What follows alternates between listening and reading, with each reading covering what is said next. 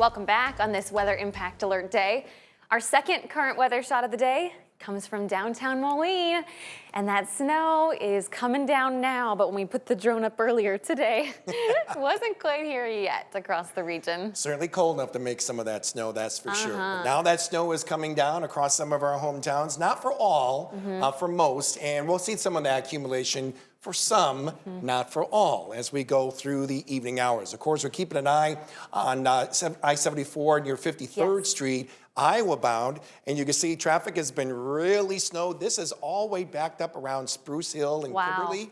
Okay, not sure if it was an accident, but you can see it's slow go.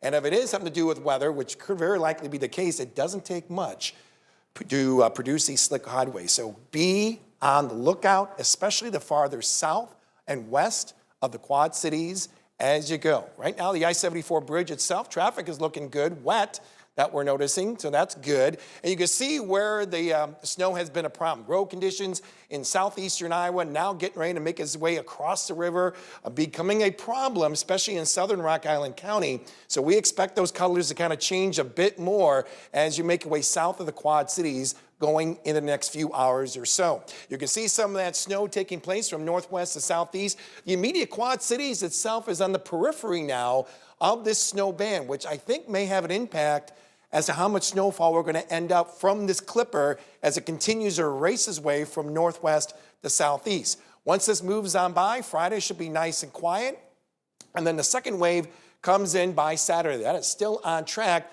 to produce some additional snowfall, but given the same track that the current wave is taking place, we could very likely see most of the snowfall more south and west of the Quad Cities. The only difference with that wave, it has a lot of cold air with it going into the weekend. Let's break our future track down. This is 7 p.m. And you can see how that snow is really confined in areas near the I-80 corridor, but especially farther south and west as you go. All this should be ending before midnight. Leave behind just a lot of clouds for most of our hometowns for the rest of the night. That will have an impact on our temperatures. With the clouds, temperatures won't fall as much.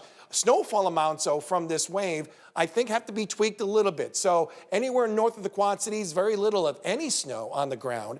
And then around the immediate Quad Cities, solid 1, maybe 2, and then farther south along the Highway 34 corridor, certainly 2 to 3, some local areas, yeah, maybe as warm as as much as 4 inches of snow.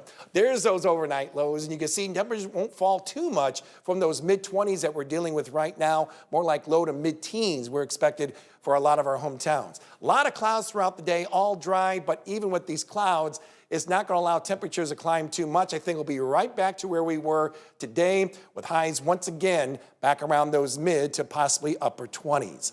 Then that second wave comes in, and the amounts that we're expected to see, and keep in mind, these are early estimates, but it's almost similar to what we're going to be expecting this evening with the higher amounts farther south and west, the farther north and east as you go, very little, if any, snow at all. Of course, it's the second wave coming on in. Like I said, it has a lot of cold, and this is why we continue with our weather impact alert for all of Saturday going to Sunday morning. The coldest of this air, especially when it comes to the wind chills, still on track for early Sunday morning. This is 7 a.m., and we're looking at those wind chills ranging between 20 to maybe as cold as 30 degrees below zero. I think these could change a little bit, especially if we're adding a little bit more of that wind going into the middle of the weekend.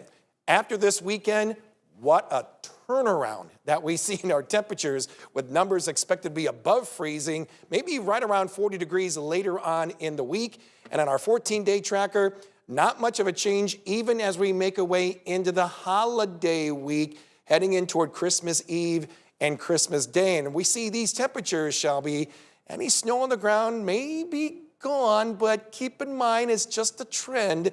So hopefully I can be wrong if we see a white Christmas. We'd love to see that. Thanks, James. Okay.